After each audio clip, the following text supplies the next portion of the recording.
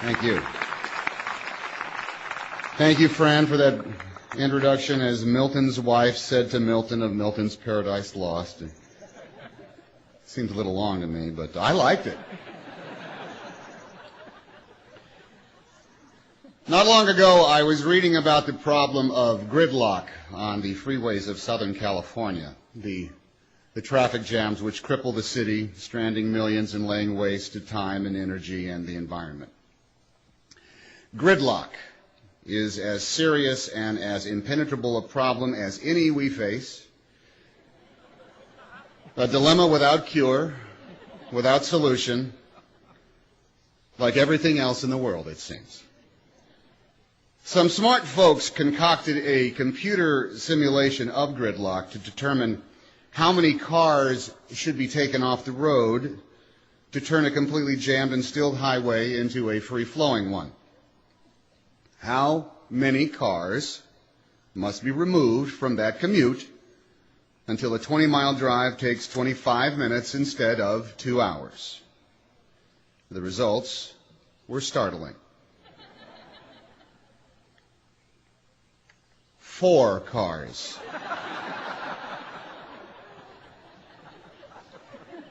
Needed to be removed from that virtually stuck highway to free up that simulated commute. 4 cars out of each 100 cars. 4 cars per 100 cars. 4 autos out of every 100 autos. 40 cars from each 1,000. 400 out of 10,000. 4 cars out of 100 are not that many. 2 cars out of every 50, 1 driver out of every 25 drivers.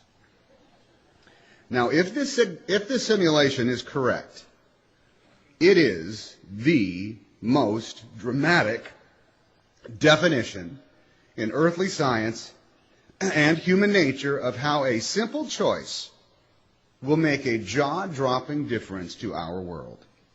Call it the power of 4. 1 commuter in your neighborhood could put the rush back into rush hour. So,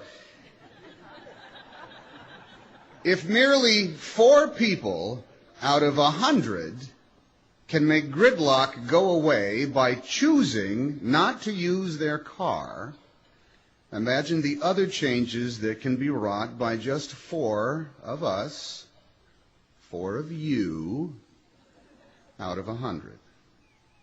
Take 100 musicians in a depressed port city in northern England. Choose John, Paul, George, and Ringo.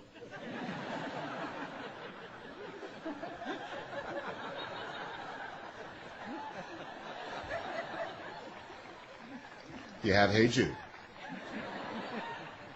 Take 100 computer geeks in Redmond, Washington. Send 96 of them home. And the remainder is called Microsoft. Take the power of 4 and apply it to any and every area of your concern. Politics.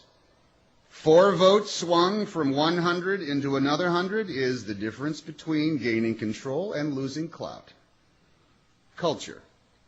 2 ticket buyers out of 50 can make a small, odd film profitable. Economics. By boycotting a product, 1 consumer out of 25 can move that product to the back of the shelf and eventually off it altogether. 4 out of 100 is minuscule and yet can be the great lever of the tipping point. The power of 4 is the difference between helplessness and help, H-E-L-P, a 4-letter word, like some others with many meanings. The graduating class of 2005 can claim with perhaps more credibility than any other class in history that during its 4 years of college, the world went crazy. In the fall of 2001, our planet Earth and the United States of America were different sorts of places in tone, in tolerance, in peace and war, in ideas and in ideals. than they are on this spring day in 2005. These past years have been extraordinary in the express rate of change, well beyond the usual standards of culture and well above the personal watermarks you have stamped as college students. As college graduates, you now live in a brand new world with new versions of political upheaval, global pandemic, world war, and religious polarization, the likes of which have rarely visited our planet all at once, and thank God for that. Today's main purpose is to celebrate your entering into society, but the fact is you have all been very much steeped in it already, Poughkeepsie being the proxy and microcosm of the whole wide world. None of you were untouched by the events in September of your freshman year, none unaffected by the ideological movements of local and geopolitics since. All of you have been staring your individual fate and our collective future right in the eye for the last 4 years. The common stereotype would have you today, cap in the air, parchment in hand, asking yourself, what do I do now? You, the class of 2005, had already had many, many moments during your time at Vassar when you asked yourself that question. You might have added the word hell to some such four-letter word to that phrase, what the hell do I do now? In which case, today might not be all that different from other days on campus, except your parents are here. They might take you out for better food. On commencement day, speech makers are expected to offer advice as though you need any, as though anything said today could aid your making sense of our one damn thing after another world. But things are too confused, too loud, too dangerous to make advice an option. You need to hear something much more relevant on this day. You need to hear the most important message thus far in the third millennium.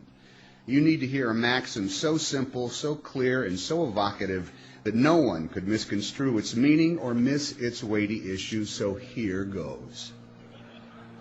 It's not a statement, but it's a request. It's not a bit of advice, but it's a plea. In fact, it's a single four-letter word. It's a verb and a noun, which takes into account the reality of your 4 years at Vassar as well as the demands of the next 4 decades you spend beyond this campus. It's a message once made familiar by the Beatles, those Northern English lads who embodied the power of 4. Help.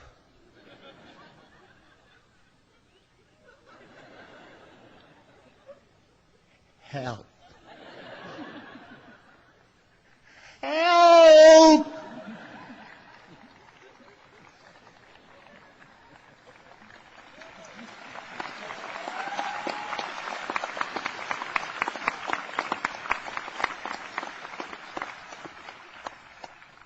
We need help.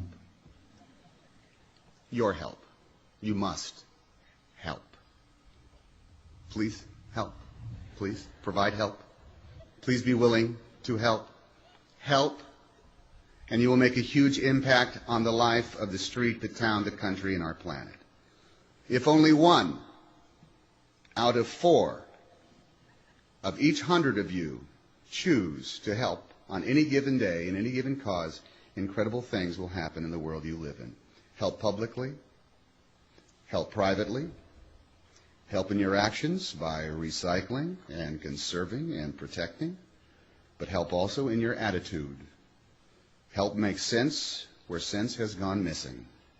Help bring reason and respect to discourse and debate. Help science to solve and faith